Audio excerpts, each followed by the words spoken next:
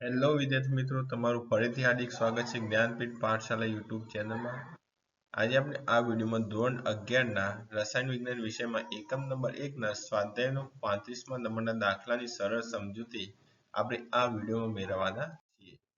તો વાત કરીએ સ્વાધ્યાયના 35મા નંબરના દાખલાની કે કેલ્શિયમ કાર્બોનેટના જલીય દ્રાવણ એટલે HCl સાથે પ્રક્રિયા કરે અને નીચેની પ્રક્રિયા પ્રમાણે CaCl2 અને CO2 આપે છે. એટલે કે કેલ્શિયમ કાર્બોનેટ જે HCl સાથે પ્રક્રિયા કરે છે એટલે CaCl2 અને COH2 આપે છે. આ પ્રકારની પ્રક્રિયા છે. તો 25 મિલી 0.75 મોલર HCl સાથે અહીંયા આપણે 25 મિલી અને 0.75 મોલર HCl આપેલું છે. સાથે સંપૂર્ણ રીતે પ્રક્રિયા કરવા માટે CaCO3 નું કેટલું દર જોઈશે કે જો આપણી પાસે 25 મિલિયન 0.75 મોલર HCl હોય તો તે કેલ્શિયમ કાર્બોનેટના કેટલા દર સાથે પ્રક્રિયા કરશે.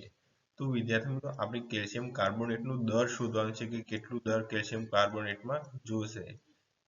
સૌપ્રથમ વાત કરીએ કે આ એક રાસાયણિક પ્રક્રિયા છે. રાસાયણિક પ્રક્રિયા લખી દીધી. રાસાયણિક પ્રક્રિયામાં શરૂઆતમાં જો કેલ્શિયમ કાર્બોનેટ કેટલા છે આગળ 1 મોલ, HCl ની આગળ કેટલા છે 2 તો 2 મોલ.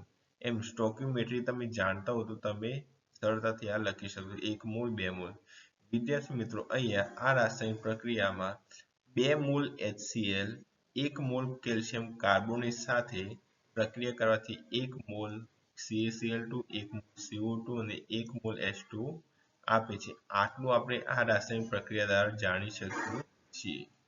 અને આપણને માહિતી કઈ આપેલી છે આ દાખલામાં એ જાણી લઈએ કે આપણને એક જ માહિતી આપેલી છે જે 25 મિલિયન 0.75 મોલર HCl છે કે HCl ની મોલારિટી 0.75 છે અને તે કેટલું છે આપણી પાસે 25 મિલી.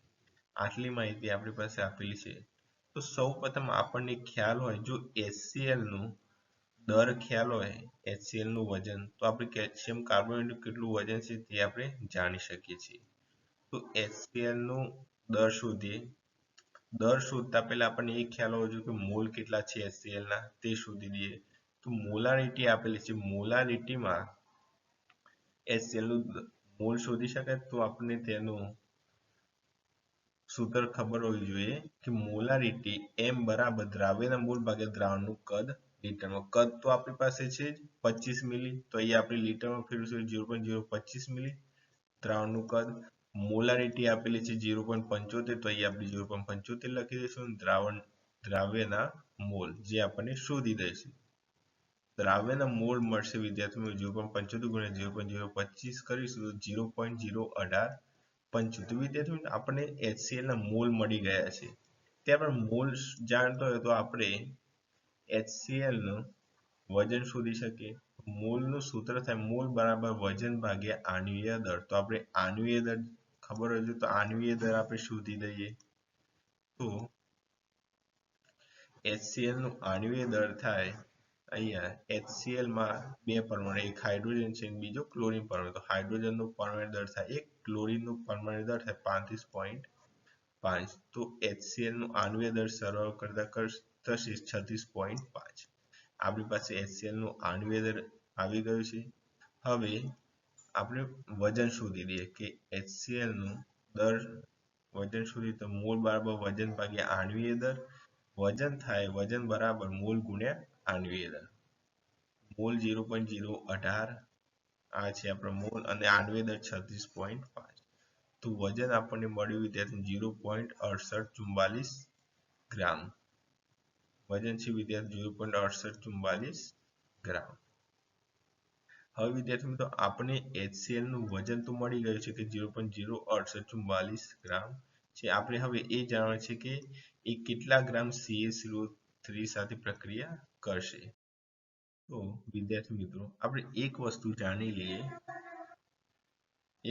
જાણી લઈએ વિદ્યાર્થી મિત્રો કે કેલ્શિયમ કાર્બોનેટ 1 મોલમાં કેટલા 100 ગ્રામ અને HCl 2 મોલમાં કેટલા હોય છે એનું વજન 73 ગ્રામ. તો 73 ગ્રામ HCl 100 ગ્રામ કેલ્શિયમ કાર્બોનેટ સાથે પ્રક્રિયા કરે છે. તો આપણે એક વસ્તુ જાણીએ કે આપણી પાસે HCl નું વજન તો છે જ આપણી પાસે HCl કેટલા ગ્રામ છે. આપણી પાસે HCl 0.6844 ગ્રામ છે. તો આપણે એમ કહી શકીએ કે 73 ગ્રામ HCl સંપૂર્ણ દહન માટે 100 ગ્રામ કેલ્શિયમ કાર્બોનેટ વપરાય છે. તો 0.6844 ગ્રામ HCl માટે કેટલા ગ્રામ કેલ્શિયમ કાર્બોનેટ વપરાય? ચોકડી ગુણાકારથી આપણે મેળવી શકીએ છીએ. તો ચોકડી ગુણાકાર કરતા તો ઉપર 0.6844 ઉપર જશે તો તે નીચે આવશે. તો આપણને જવાબ મળશે 0.9375 ગ્રામ.